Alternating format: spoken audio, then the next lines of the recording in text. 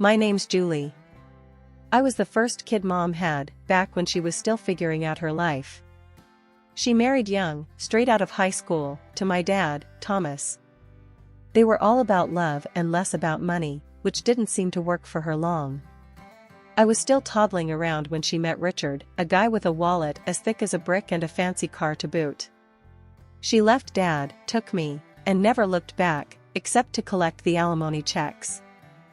Richard seemed alright at first, always bringing me little treats and letting me play in his big office filled with shiny things. But Mom, she was different around him. She always had this look on her face when she saw me, like I was a reminder of a life she wanted to forget. One evening, I remember hearing them talk in the kitchen while I was supposed to be watching TV. "She's too much like Tom," Mom said, her voice sharp. "Always asking questions, always looking at me like he used to." I didn't understand then, but it stung, hearing her talk like I was a problem. I loved my real dad, sure. He lived in a small apartment across the city, but every moment with him was a blast, even if we were just kicking a ball around in the park or eating cheap pizza. Mom's words that night stayed with me, and the way she'd say things only got sharper. "Can't you do anything right?" was a favorite of hers whenever I tried to help around the house or did my schoolwork in the living room. My dad, though, he was different. "You're doing great, Julie," he'd tell me every time I showed him my grades or a drawing from school. "Don't let anyone tell you different." Life at Mom and Richard's got more strained when I started school. Mom was always on about appearances, how I needed to wear the right clothes, hang out with the right kids. "Why can't you dress like Clara's daughter? Look at her," Mom would nag, holding up one of my classmates' pictures from a party I wasn't invited to. One day, after a particularly rough scolding about my muddy shoes in the hall, I snapped back. "At least Dad doesn't yell about a bit of dirt." The slap came quick, her hand stinging my cheek, before I even saw it move. "Don't you talk about your father like that," she hissed, her face close to mine, her breath smelling of coffee and anger. Tears welled up, but I bit them back, tough like Dad taught me. That night, lying in my bed, I promised myself I wouldn't let her see me cry, wouldn't give her the satisfaction. When Mom announced she was pregnant again, the house took on a weird vibe, like everything was suddenly about to change, but not necessarily for the better. She had this glow people talk about, but it never seemed to shine my way. "I'm having a baby with the man I love, Richard. It's going to be perfect," Mom cooed one evening, rubbing her belly as Richard beamed like he'd won some kind of prize. Richard, ever the charmer, chimed in. "We'll need to redo the guest room. Make it fit for a little princess." My heart sank a bit. That was my room they were talking about, my little corner in their world. "What about my room?" I asked, trying to keep my voice steady. Mom shot me a look, her smile tightening. "You can move into the smaller room, Julie. It's only fair. The baby will need the space." Fair. The way she said it made it sound like a done deal, no room for arguing.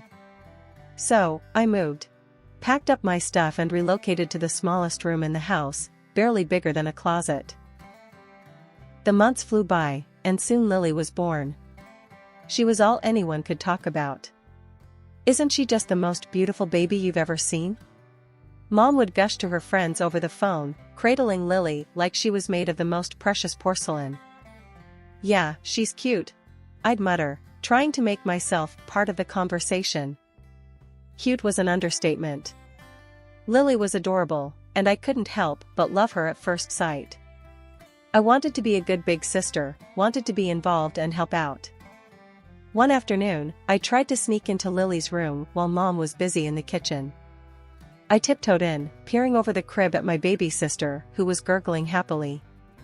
"Hey there, Lily," I whispered, reaching a finger to let her grab. Mom must have heard me because she was suddenly there at the door, her voice sharp as a knife. "What are you doing, Julie? I told you, you need to ask before you go into her room." "I just wanted to see her," I protested, feeling the familiar sting of tears pricking my eyes. "I wanted to help." Dad was different. During one of my weekends with him, I opened up while we were having pizza at our favorite spot. Mom's always on edge with me around Lily. It's like she thinks I'll break her or something. Dad chewed thoughtfully, then said, "You know, Julie, some folks just have a hard time sharing love. It's like they think there's only so much to go around. But listen, you got a whole lot of heart. Don't let your mom's ways make you think otherwise." His words helped a bit, but back at Mom's, the distance between us grew. Even when I tried to share stories about school or friends, Mom's attention was always split, always half listening, half watching Lily. One day, I came home with a school award, second place in the science fair. I was buzzing, clutching the certificate like it was a ticket to their approval. "Look, Mom, I won this," I exclaimed, holding it out to her as she fed Lily. "That's nice, dear," she said without looking up. "Put it on the fridge or something." "Or something," I echoed to myself, the words hollow. I stuck the certificate on the fridge, a bit crooked, and stood back. It was just another piece of paper to them, just another day in the shadow of Lily. Things were pretty rocky at home by the time I hit high school. Between Mom's cold shoulders and Richard's indifference, I felt more like a guest than a family member. It was around then that the bomb dropped. Mom decided it was time for me to go live with Dad permanently. The day she told me, we were having dinner. It was one of those rare moments where it was just her and me at the table. Richard was late from work, and Lily was already tucked in. "Julie, we need to talk about your future," Mom started, pushing her food around her plate with a fork. There was no warmth in her voice, just a cold, businesslike tone that immediately put me on edge. "What about it?" I asked, trying to sound casual, but my heart was racing. "We've been discussing things, and we think it's best if you move in with your father. With the new baby coming, things here are, well, they're complicated." I almost choked on my water. "Move in with Dad? But why? I thought everything was fine here." Mom sighed, a sound that seemed to carry all her impatience. "Look, Julie, you're not a child anymore. You need a space of your own, and we can't provide that here, not with the new situation. It's cramped, and frankly, the financial burden is more than we expected. It's better for everyone this way." I pushed my plate away, no longer hungry. "And what about school? My friends?" "You can go to a new school. Make new friends," she said, as if it were that simple, as if I could just erase my life and start over with no problem. The next few weeks were a blur. I packed up my things, my world shrinking into boxes, books, clothes, the few keepsakes that meant something to me. Richard barely said goodbye, and Lily, too young to understand, gave me a confused hug. Moving day was tough. Dad lived on the other side of town in a modest apartment. It was clean but cluttered with memories of a life paused since Mom left him. He was standing there, waiting for me with open arms and a worried smile when I arrived. The apartment was nothing like the house I'd grown up in. My new room was half the size of my old one, with walls that needed paint and a window that looked out at a brick wall. But it was quiet, and Dad was trying. The first day at the new school was brutal. As I walked down the crowded hallways, I could feel the stares, hear the whispers. "That's the new girl," they'd say, as if I were some kind of oddity. In class, I kept to myself, doodling in my notebook, trying to block out the murmurs. When the bell rang, I was the first out the door, not wanting to linger. At home, Dad noticed my mood. "How was school?" he asked, trying to keep his tone light. "It was fine," I lied, shrugging off my coat and dumping my bag by the door. "If it gets tough, you tell me, okay? We're in this together. You're not alone, Julie."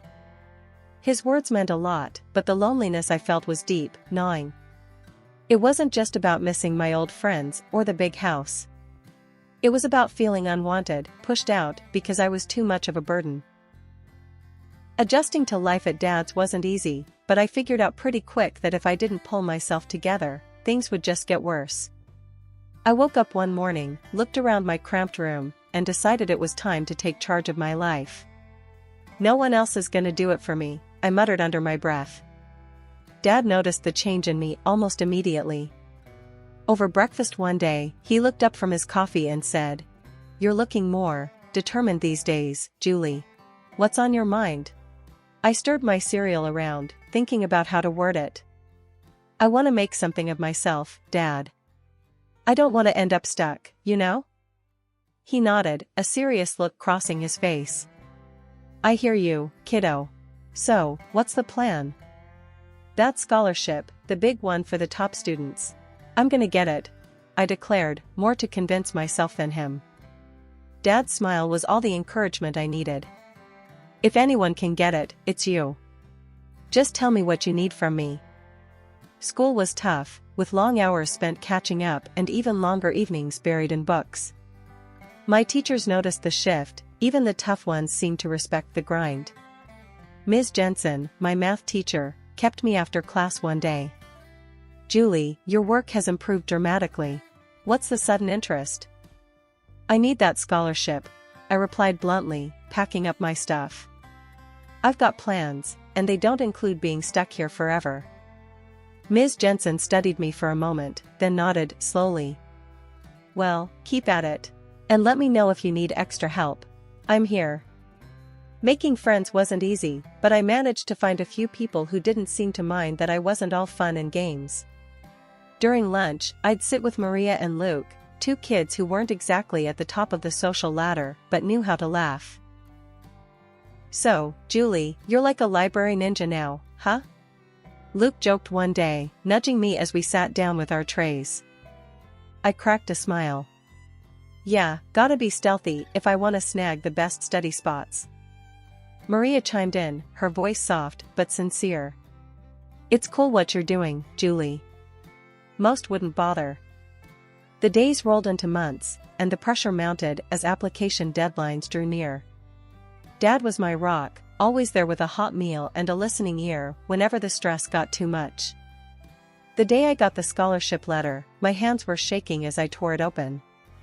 Dad was right there, holding his breath.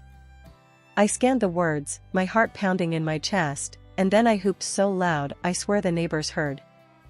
"I got it, Dad. I got it." I jumped up, the letter flapping in my hand like a flag of victory. Dad swept me up in a big hug, laughing and cheering right along with me. "I knew it. I knew you could do it." As I packed up my things for college a few months later, I felt ready. The future was bright, and for the first time, it felt like it was truly mine. I was leaving, but I was taking all these lessons, all this love and hard-earned wisdom with me. After graduating with honors and establishing a solid career, I felt like I was finally on stable ground. I was 28, doing well professionally, and had just started seeing a wonderful guy from work, Jack, who had been nothing but supportive. Then, out of nowhere, my mom called.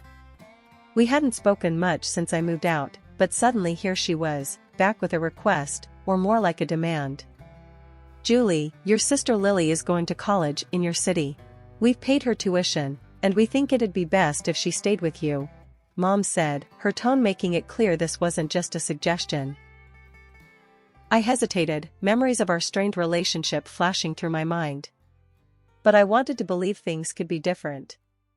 "Okay, Mom, I'll help Lily out. It might be nice to reconnect," I responded, trying to keep any skepticism out of my voice. Lily moved in a week later, and right off the bat, it was clear we were worlds apart. She was as stunning as ever, obsessed with her appearance and the kind of lifestyle that screamed high maintenance. She brought with her a suitcase full of expectations and a personality that demanded they be met. "Can you make sure we have almond milk and kale? I'm on a special diet," Lily mentioned casually on her first evening, examining her reflection in the mirror. "Sure, I'll add them to the grocery list," I replied, trying to accommodate her. But living with Lily was more challenging than I'd anticipated. She partied like there was no tomorrow, often stumbling in at dawn, her carefree laughter echoing through the apartment while I lay awake, anxious about meetings and presentations. One afternoon, Jack came over as Lily was prepping for another night out. I noticed how she smiled at him, a little too sweetly, a little too long. Jack waited until she left to speak up. "Julie, I think Lily's got the wrong idea about me. She's been, well, flirty." I felt a mix of anger and embarrassment. Thanks for telling me, Jack. I'll talk to her. When I confronted Lily, her response was a dismissive laugh. Oh, come on, Julie. I'm just being friendly. Besides, can I help it if he likes me back? That's my fiancé, Lily. You need to respect that. I shot back, my voice firm. Her laugh chilled me. Julie, I'm used to getting what I want. Always have been. That was the last straw. I couldn't live like this, feeling like I had to guard my life from my own sister. You need to find another place to live, Lily. This isn't working out, I told her, my decision final. Lily stormed out, slamming the door behind her. Within an hour, my phone rang. It was Mom, her voice cold and sharp. You're such an envious girl, Julie. Can't stand to see your sister happy, can you? I just want respect, Mom. That's all, I replied, but I might as well have been talking to a wall. After that, things went quiet with Lily. I heard through the grapevine she dropped out of college and was floating through her social circles on charm and whims. As for me, I refocused on my life with Jack, my work, and the peace of rebuilding my boundaries. 2 years had flown by since I last tried to patch things up with my family.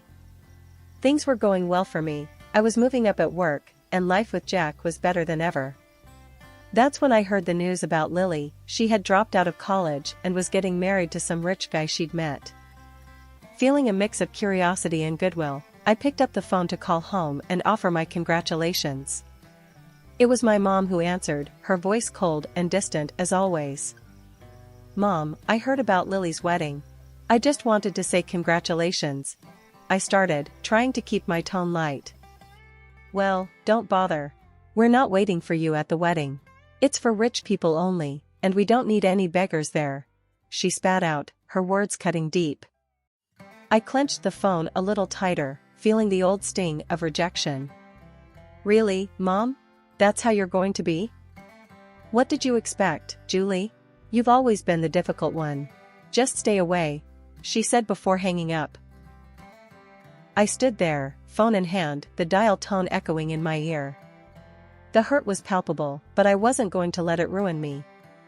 I found out later that they'd spared no expense on Lily's wedding, hiring popular artists and actors to make it a lavish affair. Time passed, and life didn't stand still for me either. Jack proposed, and suddenly I was planning my own wedding, nothing extravagant, but every bit filled with love and sincerity. I called Dad to share the news. He was overjoyed. Julie, that's wonderful. You bet I'll be there. Wouldn't miss it for the world, he said, his voice brimming with happiness. Encouraged by Dad's reaction, I made one last attempt to bridge the gap with my mom. I dialed her number, my heart racing as I waited for her to pick up. Mom, I'm getting married. I want you to come, I said, holding my breath. Her reply was as chilly as a winter breeze. No, Julie. I'm not interested in attending some modest gathering of losers. Count me out. I swallowed hard, fighting back the hurt. All right, Mom. Take care, I said, and hung up, knowing it was probably the last time I'd invite her into my life. Our wedding day was simple but beautiful. Dad walked me down the aisle, his presence a steady comfort. The room was filled with genuine smiles and heartfelt congratulations, a stark contrast to the grandeur and coldness of Lily's wedding spectacle. Our modest reception was filled with laughter, dancing, and stories. Jack and I mingled with friends and family who loved us for who we were, not for the money or status we brought. Life was moving along sweetly. Jack and I were thrilled to be expecting our first child. It was during this time, one ordinary afternoon, that my phone rang, and the voice on the other end turned my day upside down. It was Mom, and she was not calling with congratulations. Julie, you have to take us in. We're desperate, she blurted out without even a hello. Mom, what's going on? I asked, although part of me didn't want to know. It's all gone wrong. Richard's business tanked, we mortgaged the house for Lily's wedding, and now it's all just gone. And your sister's marriage is over. Her husband kicked her out, and he's demanding money for her cheating. she explained hurriedly, her voice edged with panic. I took a deep breath, trying to process the flood of information. Okay, slow down. What exactly are you asking of me? We need a place to stay. All of us. We're coming to your house, she stated matter-of-factly, as if it were the most obvious solution. The request, or rather, the demand, hit me hard. No, Mom. You can't just decide to move in with us. It doesn't work like that. Julie, you owe us. After everything we've done for you, she snapped, her voice sharp and commanding. That struck a nerve. Oh, you? Mom, remember how you were when I needed you most? You pushed me out. You chose everything over me, and now you expect me to just open my doors? Her voice rose. You're being selfish, Julie. Where's your family spirit? I am your mother. And you've never let me forget it. But being a mother doesn't mean what you think it does. It's not about debts and demands. I shot back, my patience wearing thin. Her fury was palpable, even through the phone. You'll regret this, Julie. I might even take you to court. Get what I deserve. I couldn't help but laugh, though it was more from disbelief than amusement. Go ahead and try. Dad was my guardian when you kicked me out, remember? What are you going to claim? That your daughter wouldn't let you live off her after you threw her out? There was a pause, and I could almost hear her brain ticking over. This isn't over, Julie, she finally hissed before hanging up. Life after my last call with Mom felt like a fresh start, a true new beginning.